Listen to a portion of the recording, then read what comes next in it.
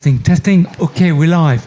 Hi guys, and welcome back to VR Essentials, where we talk about the practical uses of virtual reality and everything about the metaverse. Today's super hot video, as we're going to be putting the Pico Neo 3 Link DP 4K cable to SteamVR versus the Pico Neo 3 Link with absolutely no hookups to the PC whatsoever, as you can use this VR headset without a computer. You can absolutely have everything powered from the VR headset. It's called Standalone all-in-one, of course. And yeah, we're going to be using After the Fall, blasting some zombies. What are the differences between the standalone version and also the version inside of SteamVR using a super cool laptop, which is the HP ZBook Fury G8 laptop, guys, which is this one that I have here. And it's going to be very surprising, some of the things I'm going to say. So what are the differences in the graphics? What are the differences in the shadows? What kind of settings do I use to best optimize both worlds as possible? That's what we're going to be talking about today in this video. Let's go. Alright guys, so we have some side-by-side footage. Now on the left-hand side of your screen, we have the Pico Neo 3 Link with the SteamVR hooked up with the 4K DP cable. For those who are not familiar with what the 4K DP cable is, it basically passes native uncompressed images from your graphics card all the way inside of your VR headset's display. So that means that the images are completely uncompressed, guys. That is right, completely uncompressed. On the right hand side, however, we have the Pico Neo 3 Link standalone version with absolutely no PC or no graphics coming from any PC graphics card whatsoever. Now, returning to the left, the SteamVR. Now, the computer I'm using is the laptop G8, as I mentioned, ZBook Fury. We are using the AMD Radeon Pro graphics card and not the RTX 2070 graphics card from my PC desktop. Now, there are some differences here and there. First of all, in terms of ease of play, now to bring up the actual graphics from the controller, so you can change all the various different graphic settings or sound settings and all these kind of different things. It's not very intuitive on the PCVR version. You have to actually press down on the thumbstick for the graphics panel to enable itself. That on the standalone version, you have to click on the Pico home button, if I'm not wrong, or the other button, in order to make it appear. So it's much more intuitive on the standalone version. Now, for the graphics of the SteamVR version, you can change the video settings in order to bump up or bump down a whole heap of different things, including the anti-aliasing graphics, which I feel works best at 4x. However, I could push it to 8x. And there is undoubtedly a difference. Just to let you guys know that for objects that are at the far end, if you put it on 4x, well, basically they will have some kind of twitchy around the actual objects with some of the pixels there, which won't be absolutely clear. However, if you have it at 8x, you will be able to see people and objects from further away much clearer, especially around them on the edges, as the pixels won't be pixelated, they will be sharper.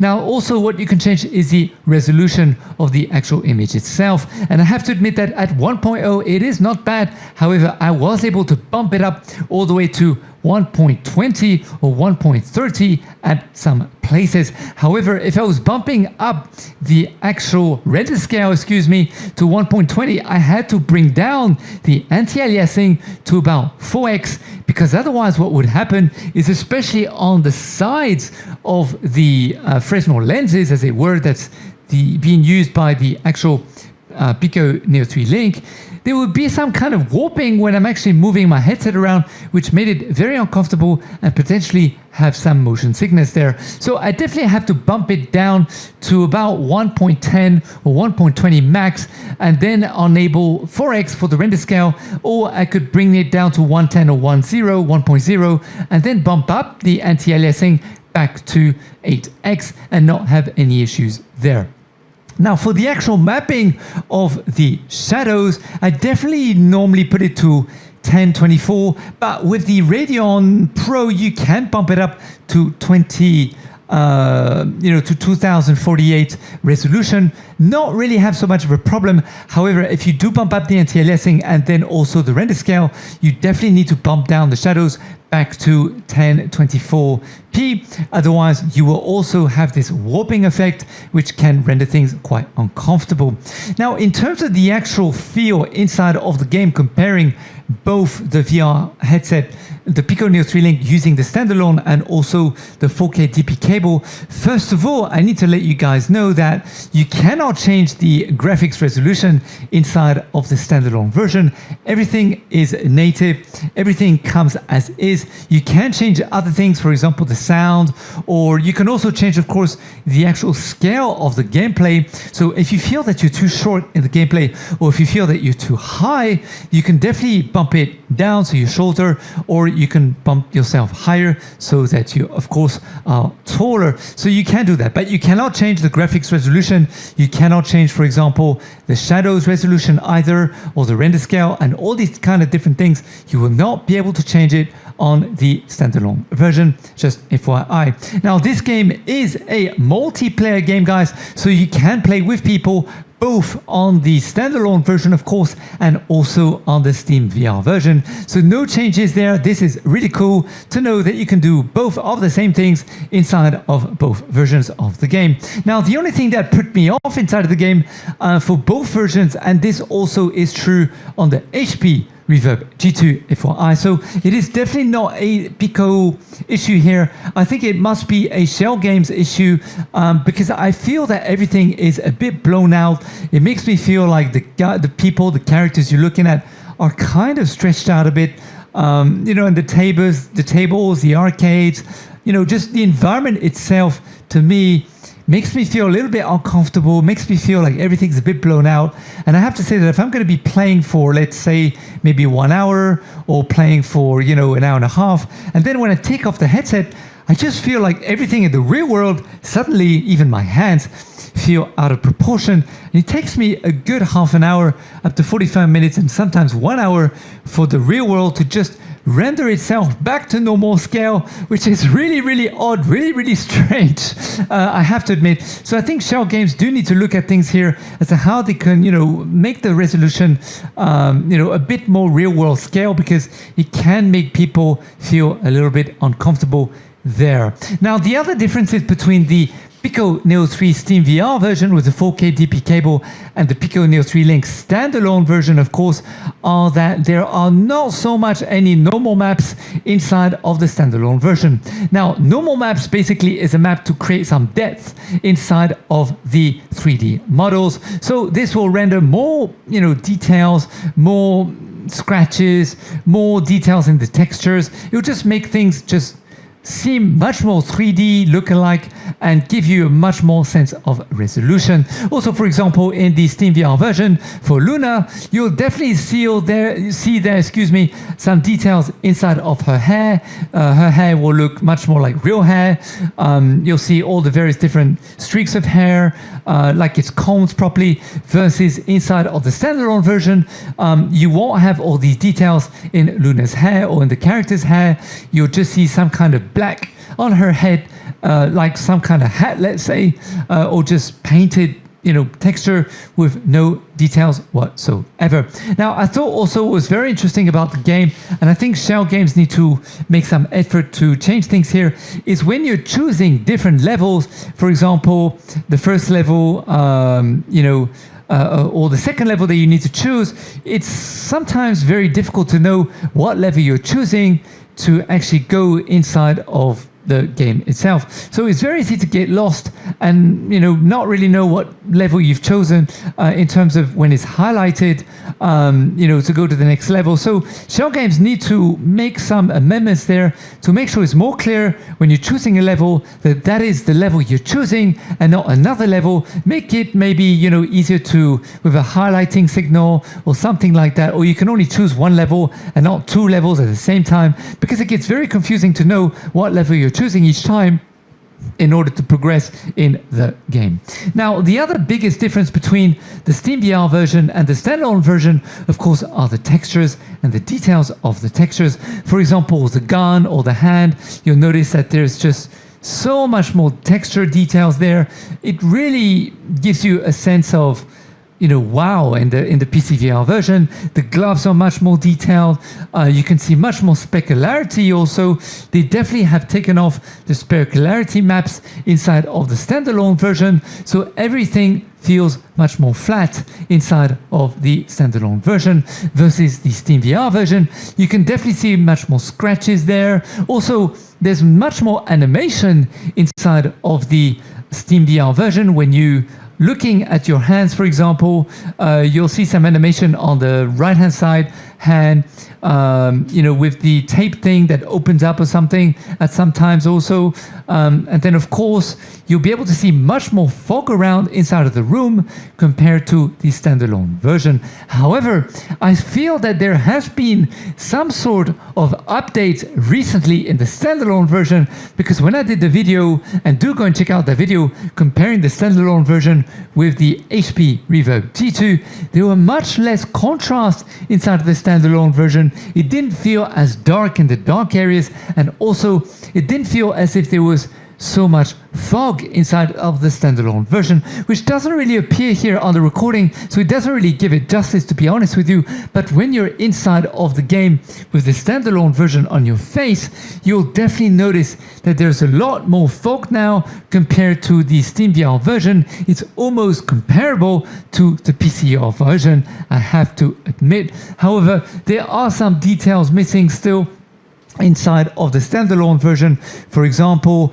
you won't have this gush of wind, the fog blowing towards you, which you do have inside of the SteamVR version, for example. Now, also in the standalone version, there are definitely less lights around in the scene compared to the SteamVR version. In the SteamVR version, there's definitely much more, for example, ambient inclusion with much more softer shadowing there going on compared to the shadows of the standalone version. And also, you won't have so much, let's say, residual lighting effects, so it will just feel like there's just one light in the scene or two lights in the scene, and then basically that's it. So you definitely have a lot less atmospheric lighting in the standalone version compared to the SteamVR version, for sure. Now, I have to admit, now for example, when we open up, you will be able to tell that when you go outdoors, it's much more flat. The light is much more lighter and brighter in the standalone version compared to the SteamVR version. You definitely have much more fog.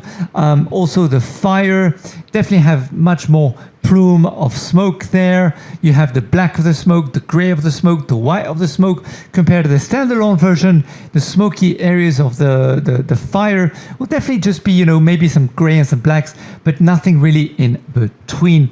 Now, in terms of the actual zombies themselves, I have to say that on the standalone version, they've definitely done a great job. You know, the zombies definitely feel like zombies, and you know, the gameplay is very well done. There's definitely no, I wouldn't say there's no loss of gameplay to me when it comes to actually fighting the zombies when you're killing them inside or outside in the standalone version.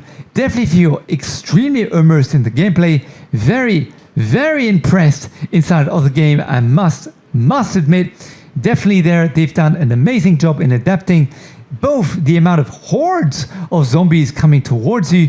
You definitely feel it inside the standalone. Oh my god. You know, you definitely feel there's a lot of zombies around. You definitely feel very claustrophobic inside of the gameplay, for sure, both in the standalone and also the SteamVR PCVR version, for sure. However, the differences are that in the PCVR, you can definitely interact with the zombies when they're on the floor. You can hit them, you can move their body parts and all these kind of things. However, on the standalone version, you cannot do that. Your weapons will go completely through the actual zombies, which is very interesting. But of course, they did that because they don't want the computational power, excuse me, to render the gameplay to be laggy or have any issues of any kind. Now indoors, I have to admit that things are quite darker inside of SteamVR. However, in the standalone version, it is also very, very dark. Very happy to report that. They've definitely done a great job in terms of the contrast when using the actual standalone version. Now, sometimes I have to bump down the graphics inside of the SteamVR when I'm inside of the indoors version, because I think there are more zombies inside of the SteamVR PCVR version than there are inside of the actual standalone version. The other noticeable differences that you'll notice is that the flare of the gun is definitely much more prominent on the PCVR version compared to the standalone version, for sure. And also, sometimes what happens inside of the PCVR version is it seems that there's some kind of warping effect going on there when you're actually firing your gun indoors. It doesn't occur all the time, but it does occur sometimes. So I don't know if that's because the PCVR machine or the laptop is actually thinking about what's happening, and it creates this little warp effect as you shoot the gun with the flare that you can see as well, or whether it's just, you know, an effect that is for the PCVR. I'm not quite sure. I cannot confirm because it only happens from time to time and not all the time. Now, the other differences between the SteamVR version and the standalone version is the sprawlers, which are basically these kind of organic kind of things that stop you and you have to shoot them so that you can continue in the actual game itself. On the standalone version, as you can tell on the right hand side, definitely no textures there. You can tell that there some kind of breathing there, going in and out, but there's no real detail to them. It's very flat, no specific mapping or normal maps or specularity maps to it. But on the standalone version, you can definitely tell a lot more veins there, a lot more detail. You can definitely feel that, you know, it looks much more organic, and also it looks more wet. So definitely much more specularity there going, and also additional you know, mapping there and detail there. When you put, for example, the light on there, you can definitely tell that it's more organic. It feels like something that is living compared to, you know, the standalone version, which doesn't really have any effects whatsoever. And then what you're supposed to do is shoot them, and then as you shoot the orange parts of the sprawlers, they will then disappear, and then you'll be able to carry on in the gameplay. Now, the other biggest difference I would say that you don't see on the standalone version is also the fact that there is no torch on the standalone version indoors. But on the PCVR version, as you can tell, each weapon have a torch, so that helps you to add to the immersion and also, of course, to see where you're going, so things aren't so dark.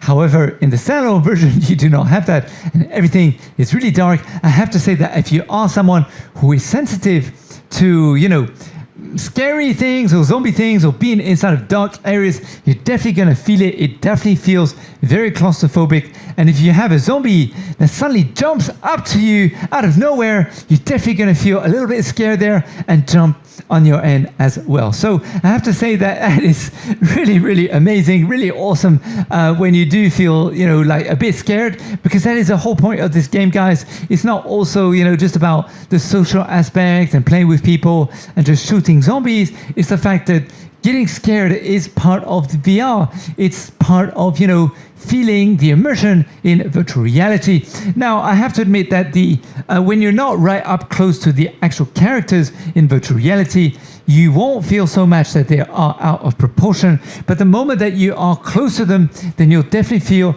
like they're out of proportion a little bit. You'll feel that their faces are a little bit blown out, you know, this kind of thing. So do be in mind that this is something that occurs also on the HP Reverb G2, not only on the Pico Neo 3 Link DP cable or standalone version, just FYI. Now, finally, the only other difference I would say between the, you know, standalone version and also the PCVR version is when you collect your points, you'll see these little things floating around, these little like glowing things.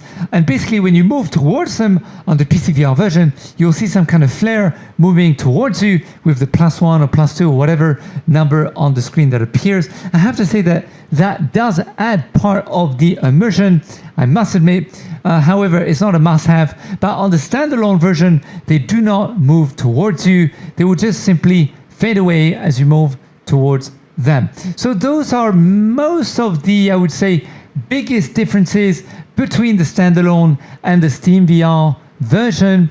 But I have to admit that, it's very well done on both versions. I think the standalone version, honestly, if you do not have a PC, I was really, really very well surprised. And in fact, this is another biggest difference between both versions, is the fact that on the standalone version, there are absolutely no jagged edges anywhere whatsoever. I was really amazed by that. I really expected a lot of jagged edges, here and there, but there aren't any. However, on the SteamVR version, using the AMD Radeon Pro version, there are some jagged edges, and you need to bump up your anti-aliasing in order for them to disappear. And I can tell you straight away that unless you have perhaps a RTX 380 or 390 card, because I don't have those cards, they won't disappear. So you need to bump up the render scale also to perhaps 110 or 120 before you really have a decent size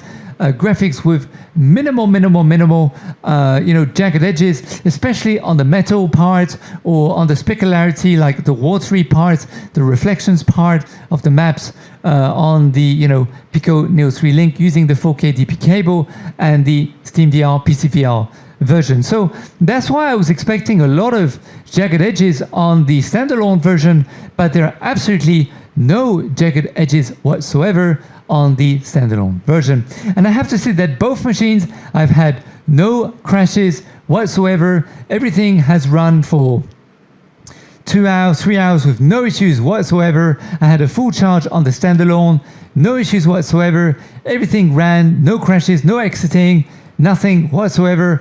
Everything ran perfectly, and I have to say, I was really happy. So in conclusion, I was really good. But let me give you my final thoughts.